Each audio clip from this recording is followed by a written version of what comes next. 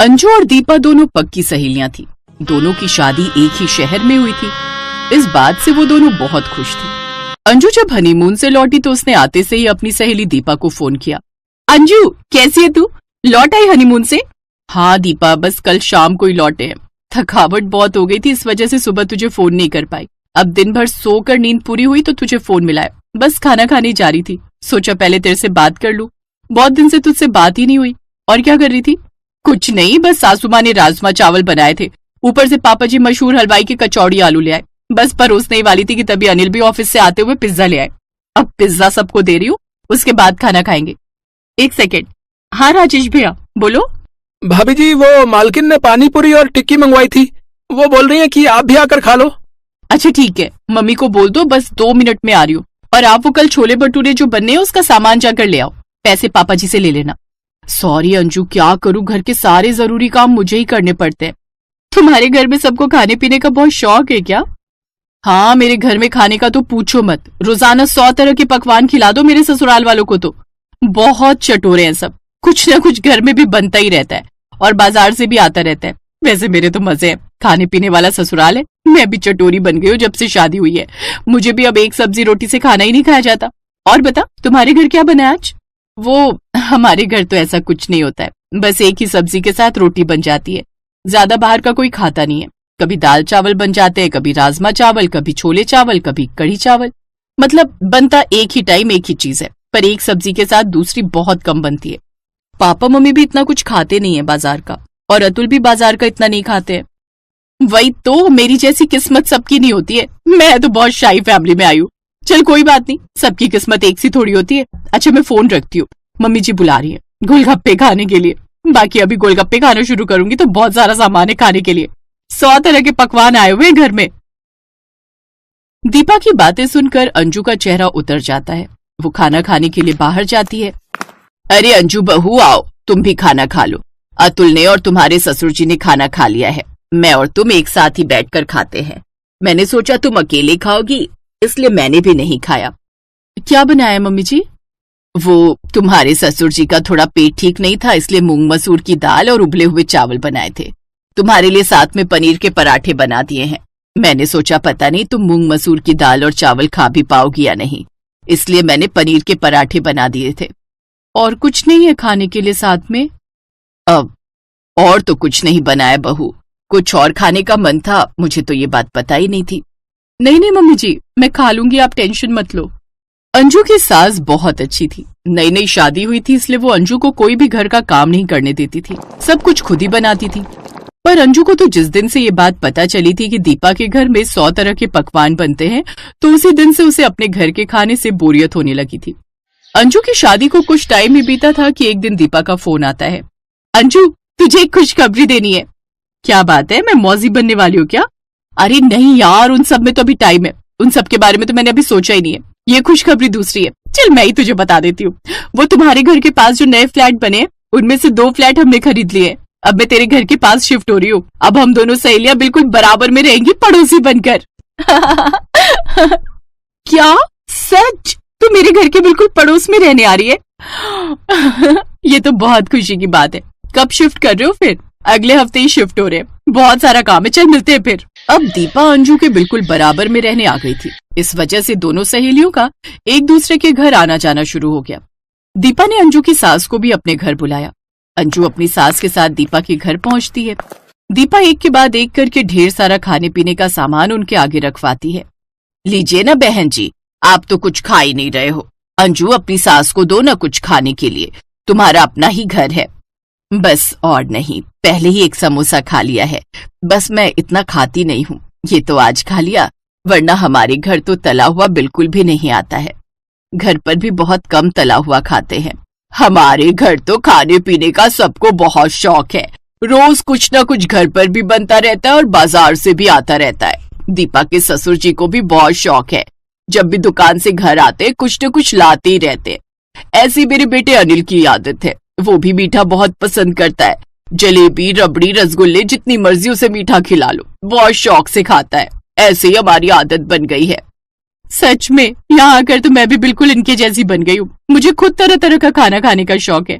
North Indian, south Indian, Chinese, हर तरह की डिशेस हमारे घर पर बनती रहती है या फिर बाजार से आ जाती है। अपनी सहेली दीपा और उसकी सास की बातें सुनकर अंजू थोड़ा झेंप गई और घर जाकर उसने बहुत कलेश किया। क्या बात है, इसमें इतना बरसने की क्या जरूरत है? तुम्हारा मन होता है तो तुम मंगा लिया करो, बना लिया करो। तुम्हारे हाथ किसी ने बांधे थोड़ी हैं। तुम 100 के 1000 तरह के पकवान बनाओ और खाओ। तुमने तो बस दीपा की ससुराल देख ली, जहां 100 तरीके के पकवान बनते हैं। तुम उसी की रटी लगा रही हो, पीछे ही पड़ गई हो तुम तो। अतुल बेटा, ऊंची आवाज में बात मत करो बहू से। अंजू, तुम्हारा जैसा मन है तुम वैसा करो, ये तुम्हारा घर है। जो बनाना है, जो मंगवाना है वो अपनी इच्छा से किया करो, तुम्हें कोई नहीं टोकेगा। अगले दिन से अंजू ने अपनी मर्जी करनी शुरू कर दी। अब वो रोजाना ही घर पर भी एक नहीं 2 सब्जी एक टाइम में बनाने लगी, यानी कि पूरे दिन में 7-8 तरीके का खाना बन जाता था। बाकी वो बाजार का भी बहुत खाने लगी। पूरी तरह से वो दीपा के रंग में रंग गई थी।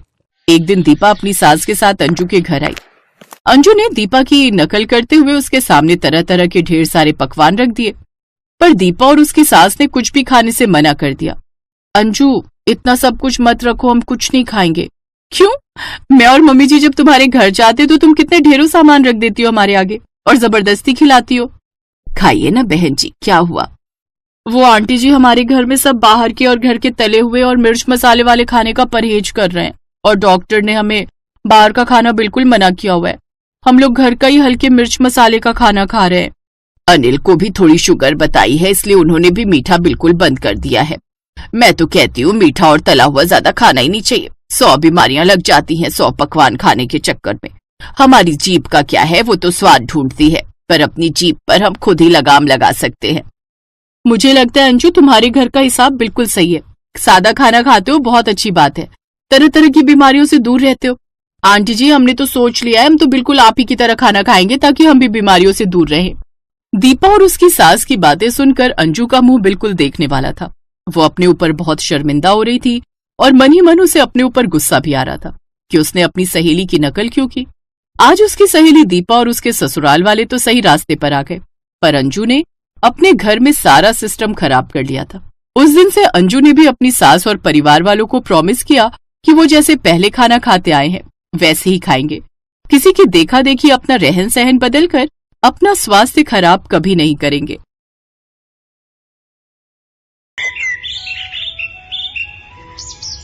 सुजाता देवी के 3 बेटे और 3 बहुएं थी। 2 बहुएं रेखा और उमा अमीर घर से आई थीं, जबकि सबसे छोटी बहू कोमल गरीब घर की थी। इसीलिए सुजाता देवी अपनी दोनों बहू रेखा और उमा के साथ ज्यादा अच्छा व्यवहार करती थी, पर अपनी छोटी बहू कोमल को वो कुछ नहीं समझती थी। इसीलिए रेखा और उमा भी अपनी देवरानी कोमल की हर समय इंसल्ट ही करती रहती थी।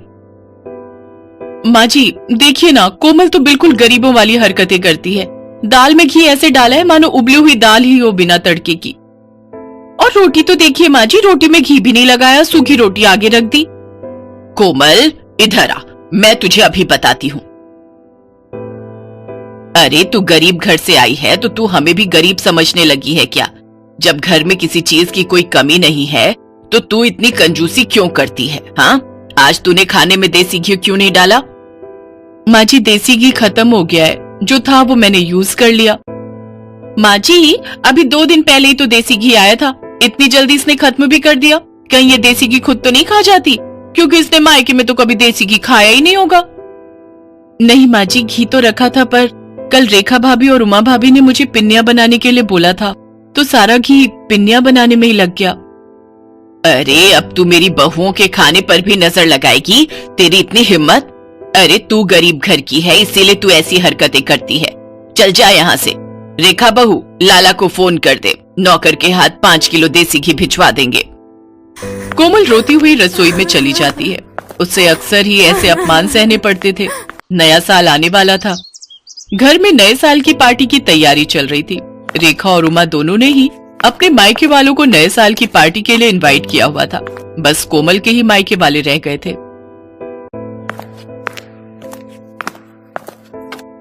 माँ जी हमने अपने अपने घर में तो सबको बोल दिया है नए साल पर आने के लिए, पर कोमल के घर वालों को बोलना भी रह गया है। कैसे करना है फिर? अरे छोड़ो ना, उन भिखारियों को बुलाने की क्या जरूरत है। पार्टी में तुम दोनों के घर से सब लोग आ जाएंगे। अब तुम्हारे मायके वालों में और कोमल के मायके वालों में बहुत फर्क है।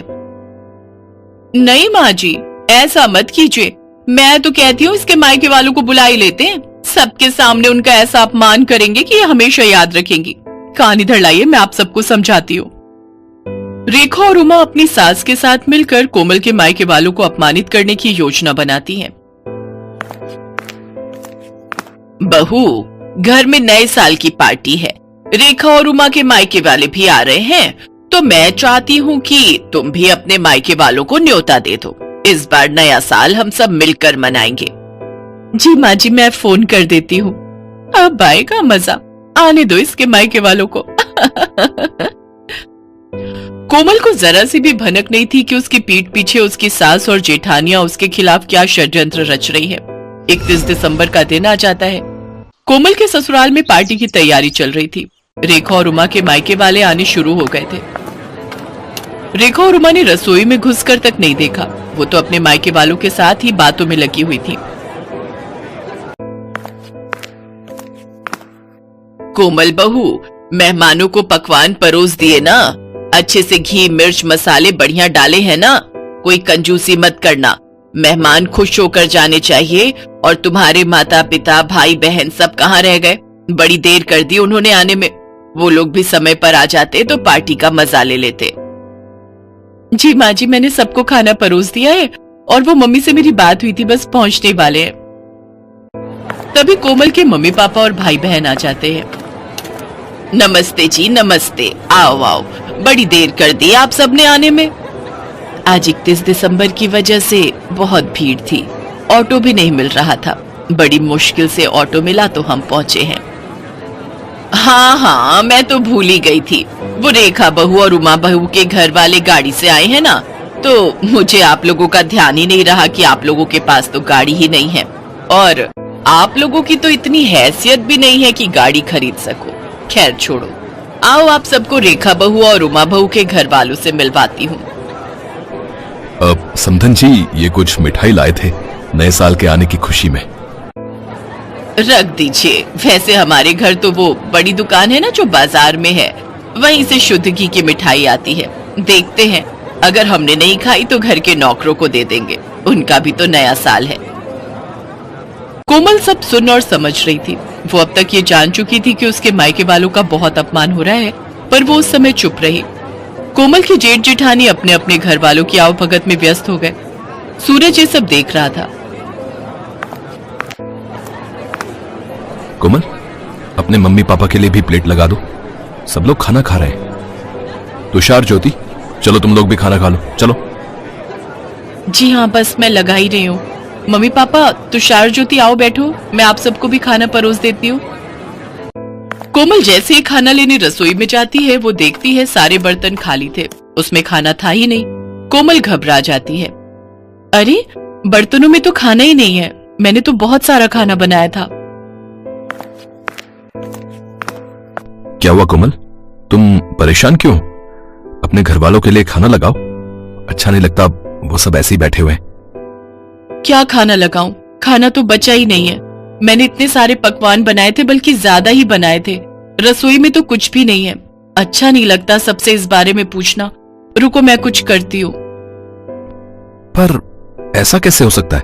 अगर तुमने ज्यादा खाना बनाया था तो आखिर खाना खत्म कैसे हो गया?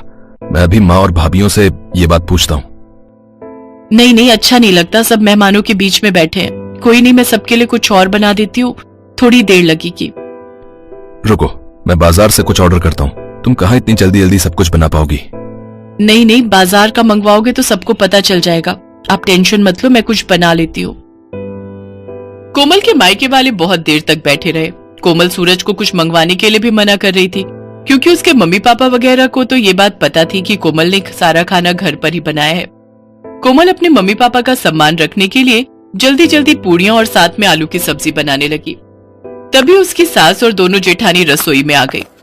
अरे कोमल, तुम ये पूड़ियां क्यों तल रही हो? इतना सारा खाना तो बचा हुआ है। अरे भाभी, आप समझते क्यों नहीं हो? कोमल अपने मम्मी पापा अपने भाई बहनों को गरम गरम खाना खिलाना चाहती है। इसने हमारे घर वालों को तो ठंडा खाना खिला दिया, अब अपने घर वालों को बढ़िया पकवान खिलाना चाहती है। इसके घर वालों ने कभी ऐसा बढ़िया खाना खाया नहीं होगा ना, तभी ये ऐसा कर रही है। जब इतना खाना पड़ा था तो ये सब बनाने की क्या जरूरत थी बहू। ये देखो कितना सारा खाना बचा हुआ है। ये थोड़ी है कि हम अच्छे खासे पैसे वाले हैं तो खाने की बर्बादी करें। माँ जी, थोड़ी देर पहले तक ये खाना नहीं था। रसोई में सारे बर्तन खाली थे। मुझे नहीं पता था कि भाभीियों ने सारा खाना कमरे में रखा हुआ है। मुझे सब समझ आ गया है माँ जी। मैं चाहे जितना मर्जी आप लोगों के लिए कर लूं, पर आप लोग जानबूझकर मुझे अपमानित करना हमेशा से ही चाहते हो। कमरे में मेरे मम्मी पापा और मेरे भाई बहन बैठे हुए हैं। अब मेरा मन नहीं है कि मैं इस घर में रुकूं। मैं उन लोगों के साथ अपने घर जा रही हूँ, अपनी माँ के घर। मुझे तो ऐसा लगता है कि यहाँ पर कोई मेरा अपना है ही नहीं। सूरज जी, मैं यहाँ नहीं रुक सकती। जहाँ इज्जत नहीं हो वहां से चले जाना ही अच्छा है। रुको कोमल, तुम अकेली नहीं जाओगी, मैं भी तुम्हारे साथ चलूंगा। अब हम यहाँ रहेंगे ही नहीं। जहाँ मेरी पत्नी की इज्जत नहीं, वहां मैं भी नहीं रह सकता। मैं भी कब से अपने आप को रोक कर बैठा था। अरे सूरज, ऐसा नहीं कहते। कोई बात नहीं, छोटी छोटी बातें होती रहती हैं। कोमल, गुस्सा थूक दो। और माँ, आप सब भी नए साल के दिन इस तरह की हरकतें करके घर में क्यों सबका मूड खराब कर रहे हो? कोमल, शांत हो जाओ। अभी मेहमान चले जाएंगे, उसके बाद हम कल बात करेंगे। कोमल की सास और जेठानियां यही सोच रही थी कि शायद उन्होंने कुछ ज्यादा ही गलत कर दिया, पर अब बहुत देर हो चुकी थी। सूरज और कोमल ने अलग रहने का फैसला कर लिया और कुछ ही दिनों बाद वे दोनों अलग रहने चले गए। कोमल की सास और जेठानियों को बाद में खुद पर पछतावा होने लगा, क्योंकि कोमल के रहते उन्हें कोई काम ही नहीं करना पड़ता था। पर कोमल के जाने के बाद उनके सिर पर घर की सारी जिम्मेदारी आ गई और उन्होंने कोमल जैसी अच्छे स्वभाव वाली बहू का साथ खो दिया। कोमल अपने पति सूरज के साथ अपने छोटे से घर में सुकून से नए साल में नई जिंदगी की शुरुआत करती है।